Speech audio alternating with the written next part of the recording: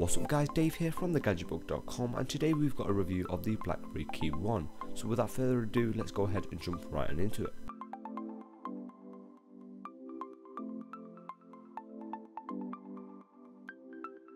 Blackberries have had a tough time in the mobile industry, but they're not alone. You could recognise a Blackberry from a mile away by its physical keyboard, but does that physical keyboard have a place in your pocket in this modern day and age?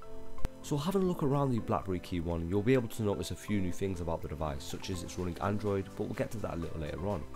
Second of all, you'll be able to notice the 4.5-inch display, followed by the full physical QWERTY keyboard, which is packed with a bunch of features. So on the left hand side of the device, you can see we've got the lock button, which is oddly placed. Moving over to the right, you can see we've got the SIM card tray, which doubles as a micro SD card slot, the volume rockers, and also the convenience key. So moving over to the bottom, we can see we've got a microphone, a speaker, and also a USB 3.0 port. Moving over to the top, we can see we've got a headphone jack, followed by another microphone.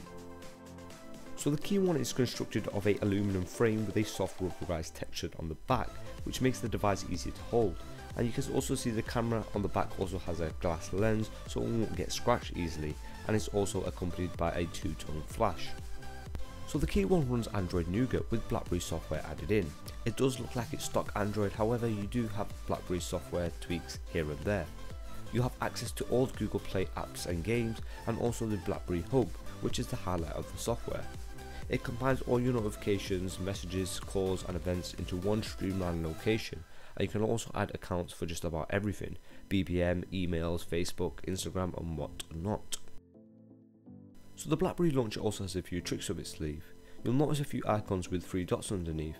Now this means that if you swipe up on that icon, a widget will appear for that application, which is pretty neat. It's not a new feature and it's available in few other launchers, however it's nice to see it's built right into the system. So the keyboard is the main feature on the Blackberry KEYone, and it comes along with some great software features such as keyboard shortcuts. Now these are quite useful and it allows you to turn every single key into a multi-function with a long press. So you can program any key on the keyboard to have a function, so you can make it launch an application, call somebody, or even send somebody a text. So you might be wondering where the fingerprint scanner is for the KEYone. Well, Blackberry have implemented it right into the spacebar, which is a clever design idea in my personal choice. I really like it and it works really well. On either side of the spacebar you'll be able to see 2 LED indicators, and this will indicate you when the fingerprint scanner is ready to be used. So you can use the keyboard as a scrolling wheel in most applications, and also a joystick in a few games. Swipe up, down, left or right to scroll in web pages, applications and even on the home screen. You might tap the keys above the keyboard by accident, but you'll master the art eventually yourself.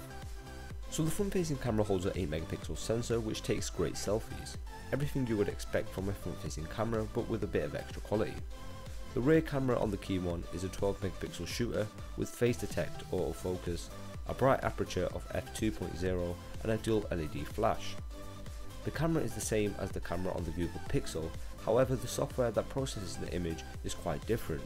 The KEYone's rear camera captured crispy shots, reasonably accurate colours, and the performance was quite well. Things started to change when lighting situations got a little darker, however you'll start to notice the image is quite softer and you'll start to lose a little detail in darker areas. You can check out all the images on thegadgetbook.com, a link will be in the description. The video quality on the KEYone is fairly decent video footage, however it does lack iOS, so you might get a little shaky videos. Slow motion and other feature modes are available as well in the camera application. So Blackberry went for the Snapdragon 625 chipset. Now this is not the fastest out of them all, however it does save a lot of energy and also is great for day-to-day tasks. Not to forget, it also has 64 capabilities, making sure that your multitasking remains fairly smooth. However, when playing intensive games, the device does start to get a little laggy, but you have to remember that the smartphone's not ready for that. The 3GB of RAM and chipset work really well together, but I have had a few app crashes. So the battery life on the smartphone is crazy, and that's down to it having a huge battery life and also that 625 chip, which saves a lot of energy.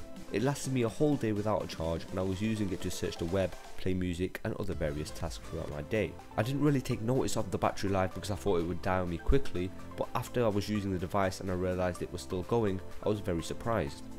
This Blackberry also has fast charging capabilities, so you can get around 50% in 30 minutes with the help of the USB 3.0 port. So overall I'm happy with the Blackberry KEYone. It's got a great camera, it's got a great physical keyboard, which is something different these days for smartphones, and it's also running Android, which is great. Let me know what you think about the KEYone in the comment section. A written review will be in the description if you want to read some more on the KEYone. Links will be below, and as always, we'll catch you in the next video.